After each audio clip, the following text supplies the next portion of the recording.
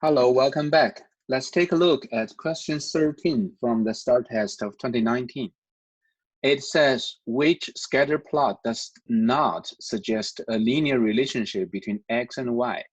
It's asking for a graph that's not linear relationship. So what do we know about linear relationship? We know that linear relationship on the graph means the points on the graph, on the scatter plot, they resemble a straight line. A straight line. That's called linear. That's linear. So if we look at those scatter plots, we can see we have many points. We have many points, but we don't have lines. So how can we decide if there's a straight line or not? So when we say resemble, we don't need them to be exactly on one line. We can approximate.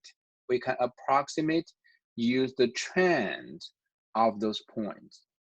So for example, let's look at graph A. To make a trend line, the steps, 2 steps, right?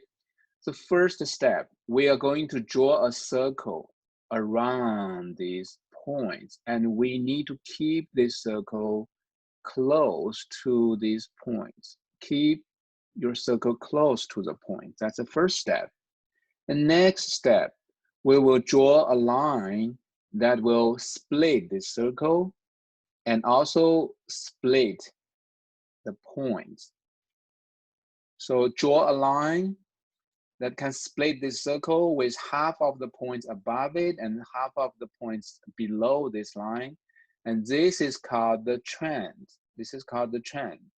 So if we see a trend line, that means these points, they resemble a straight line. And we can say, yes, this one is a linear relationship.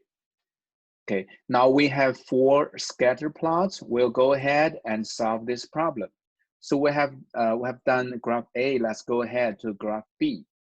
Graph B will also, first step, we'll draw the circle. We'll circle these points. Keep your circle close to the points. So the circle will look like this. And second step, we're going to draw a line that can split this circle and also split the points, half above it, half below it. Okay, once we can get a line that split the circle and the points, we can say this is the trend, and this scatter plot represents a linear relationship. Now let's go ahead to graph C.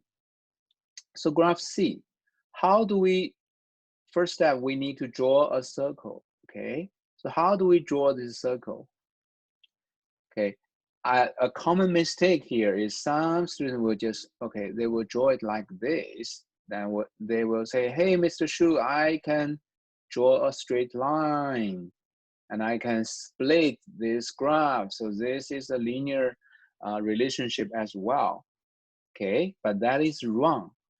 Why? The mistake is the circle. You have to make sure your circle is close to your points.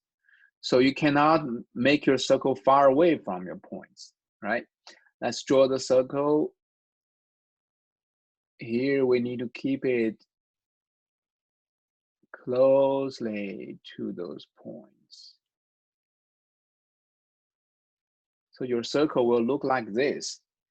And once we have this line, we will see, okay, that's impossible for us to draw one straight line because, as you can see, the trend is changing. The trend is changing.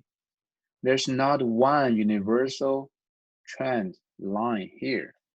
So this one, we say this one is not a linear relationship. Lastly, with graph D, so we'll draw the circle and keep it close to the points. And then Let's see if we can draw a line that split the circle and split the points. Yes, we find it. So this is a trend, and we have a trend line. So this one is a linear relationship. So after we approximate with the trend, we can say A, yes, it's a linear relationship. B, yes. C, no. And D, yes. A, B, and D are linear relationships. So wait a minute, do we have three answers, A, B, and D? No.